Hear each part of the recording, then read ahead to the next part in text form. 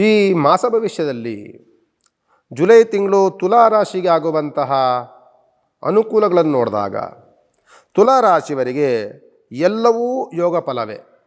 ಶನಿಯ 6ನೇ ಮನೆಯ ಶನಿ ಇದ್ದಾಗ ಸ್ವಕ್ಷೇತ್ರಾಧಿಪತಿ ಶುಕ್ರನು ಯೋಗ ಫಲದಲ್ಲಿ ಕೂಡಿರುವಂತಹ ಸಂದರ್ಭಗಳಲ್ಲಿ ಜೊತೆಯಲ್ಲಿ ಗುರುವಿನ ಯೋಗ ಫಲ, ಕುಜನ ಯೋಗ ಫಲ, ಪ್ರತಿಯೊಂದು ಗ್ರಹದ ಯೋಗ ಫಲವೂ ಸಹ ತುಲಾ ರಾಶಿಯ ಮೇಲೆ ಶುಭ ದೃಷ್ಟಿಯನ್ನೇ ಬಿಡುತ್ತೆ ಹೊರತು ಯಾವ ವಕ್ರದೃಷ್ಟಿಯೂ ಸಹ ತುಲಾ ರಾಶಿಗೆ ಇರೋದಿಲ್ಲ. ಈ ಜುಲೈ ತಿಂಗಳಲ್ಲ, ಹಿಂದೆಯೂ ಚೆನ್ನಾಗಿತ್ತು, ಮುಂದೆಯೂ ಚೆನ್ನಾಗಿರುತ್ತೆ. ಈ ಈ ತುಲಾ ರಾಶಿವರೆಗೆ ಅತ್ಯಂತ ಯೋಗ ಫಲ ಈ ವರ್ಷ ಸಂಪೂರ್ಣವಾಗಿರುತ್ತೆ. ಅದರಲ್ಲೂ ಸಹ ಈ ಜುಲೈ ತಿಂಗಳು ನಿಮಗೆ ಯಥಾಸ್ಥಿತಿಯಲ್ಲಿ ನಿಮ್ಮನ್ನು ಕಾಪಾಡಿಕೊಂಡು ಹೋಗಿರುತ್ತೆ. ನಿಮ್ಮ ವ್ಯವಹಾರಗಳು ಉತ್ತುಂಗದಲ್ಲಿದೆ. ಮಾಡುವಂಥ ಕೆಲಸದಲ್ಲಿ ನೆಮ್ಮದಿಯಾದಂಥ ವಾತಾವರಣಗಳಿದೆ. ಕುಂತಿರುವಂತಹ ಜಾಗದಲ್ಲಿಯೇ ಅನುಕೂಲಕರವಾದಂಥ ವಾತಾವರಣಗಳು ಸೃಷ್ಟಿಯಾಗಿದೆ.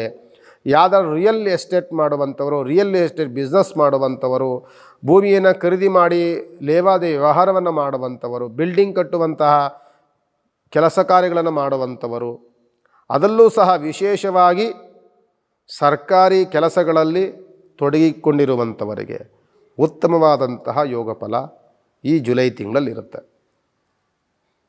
ಯಾವುದೇ ಸ್ಥಾನ ಬದಲಾವಣೆಗಳನ್ನು ಕಾಣದ ರೀತಿಯಲ್ಲಿ ವ್ಯವಹಾರದಲ್ಲಿ ಅತ್ಯಂತ ಯೋಗ ಫಲದಲ್ಲಿ ಕೂಡಿರುವಂತಹ ಶುಕ್ರಗ್ರಹನ ಯೋಗದಿಂದ ನಿಮಗೆ ಹಣಕಾಸಿನ ಉತ್ತಮವಾದಂಥ ಅನುಕೂಲಗಳು, ಕೋರ್ಟ್ ಕಚೇರಿಗಳಲ್ಲಿ ಜಯದ ವಾತಾವರಣಗಳು, ವ್ಯವಹಾರದಲ್ಲಿ ಅತ್ಯಂತ ಪ್ರಗತಿಯನ್ನು ಕಾಣುವಂಥದ್ದು, ಸ್ನೇಹ ವರ್ಗದಿಂದ ಸಹಯೋಗ ಸಿಗುವಂಥದ್ದು,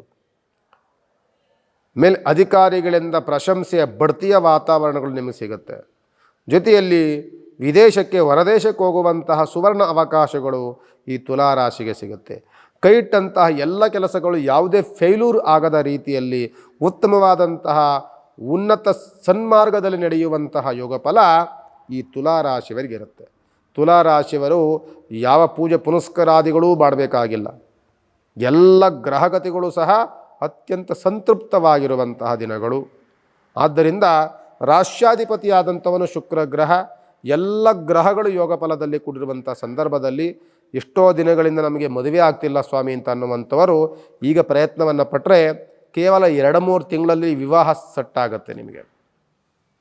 ಎಷ್ಟೋ ದಿನಗಳಿಂದ ಪ್ರಯತ್ನ ಮಾಡ್ತಿದ್ದೆ ಕೆಲಸ ಕಾರ್ಯಗಳಾಗಲಿಲ್ಲ ಅಂದವರು ಅತ್ಯಂತ ಸುಲಲಿತವಾಗಿ ಕೆಲಸ ಕಾರ್ಯಗಳಾಗತ್ತೆ. ಕೋರ್ಟ್ ಕಚೇರಿಗಳಿಗೆ ಜಯದ ವಾತಾವರಣಗಳು ನಿಮ್ಮದೇ ಆಗಿರುತ್ತೆ. ಸರ್ಕಾರಿ ಕೆಲಸಕ್ಕೆ ಪ್ರಯತ್ನವನ್ನು ಮಾಡ್ತಿದ್ರೆ ಆ ಸರ್ಕಾರಿ ಕೆಲಸಗಳು ನಿಮಗೆ ಸಿಗುತ್ತೆ. ಆದರೆ ಹಣಕಾಸಿನ ದುಂದು ವೆಚ್ಚವಂತೂ ಆಗೇ ಆಗುತ್ತೆ. ನೀವು ಮಾಡಬೇಕಾಗಿರುವಂಥದ್ದು ಯಾವ ಪೂಜೆ ಪುನಸ್ಕಾರಗಳ ಅವಶ್ಯಕತೆಗಳಿಲ್ಲದೇ ಇದ್ದರೂ ಸಹ ನಿಮ್ಮ ರಾಶ್ಯಾಧಿಪತಿ ಯಾರಿರ್ತಾರೆ, ಶುಕ್ರಗ್ರಹ ಇರ್ತಾರೆ, ಅವನ ಉಪಾಸನೆಯನ್ನು ಮಾಡಲೇಬೇಕಲ್ಲ. ಈ ಶುಕ್ರಗ್ರಹನ ಅಧಿಪತಿಯಾದಂಥವನು ಮಹಾಲಕ್ಷ್ಮೀ ದೇವಿ, ಶಿವನ ಉಪಾಸನೆ ಸದಾಕಾಲ ಮಾಡ್ತಾಯಿರಿ.